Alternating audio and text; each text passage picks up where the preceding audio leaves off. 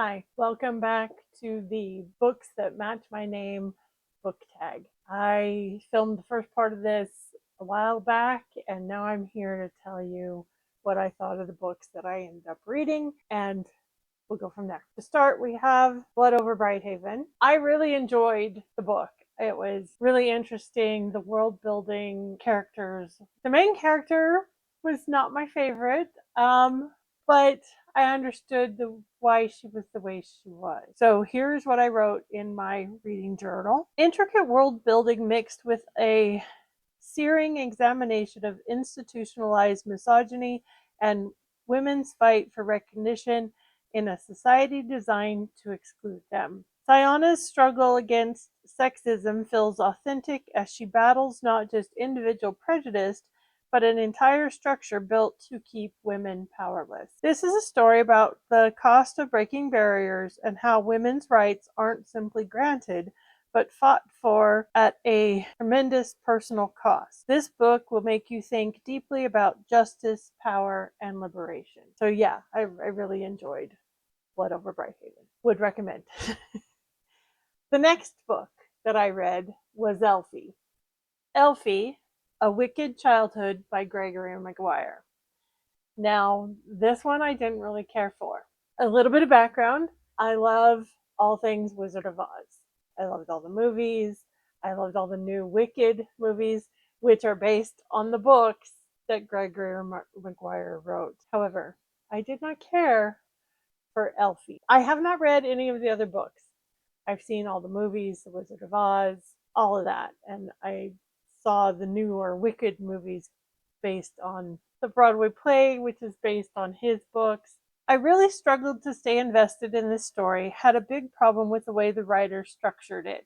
I'm debating on whether I want to invest the time to try reading the book by this author that the musical is based on, which in turn the Wicked movie was based on. But with how I feel about the writing style in this book, I don't know that I want to ruin the vibe. By the end, I did kind of understand what the style was about, but yeah, I would not recommend this book.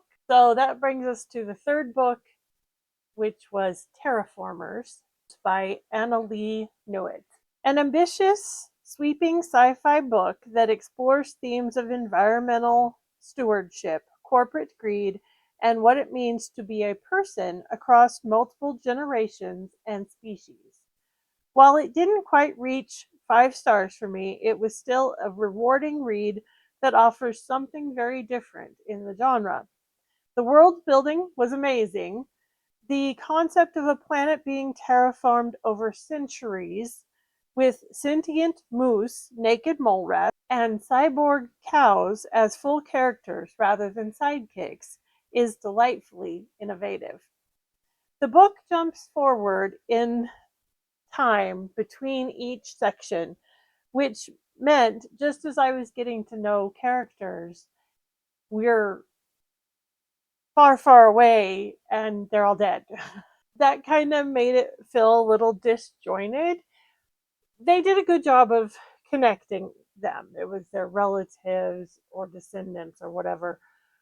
But it was hard to just get into and invested in the characters and then boom, we've got a whole new set of characters. But it was a very cool idea for a story, and I would recommend reading The Terraformers. The last book I read for this challenge was called Hooked by Emily McIntyre. This was a Peter Pan reimagining, trying to be a dark romance. I didn't really care for the book. I thought it tried too hard to be a dark romance. I thought the main female character was too shallow, and I wasn't a fan of her story arc. Overall, the book was okay, but it was confusing at first with the whole Peter Pan story.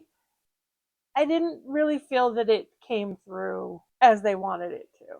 Wouldn't recommend, but if you're into dark romance, maybe you'd like it. I don't usually read a lot of dark romance. So there we have the 4 books I read based on my name. If you want to do a video like this, consider yourself tagged. Bye.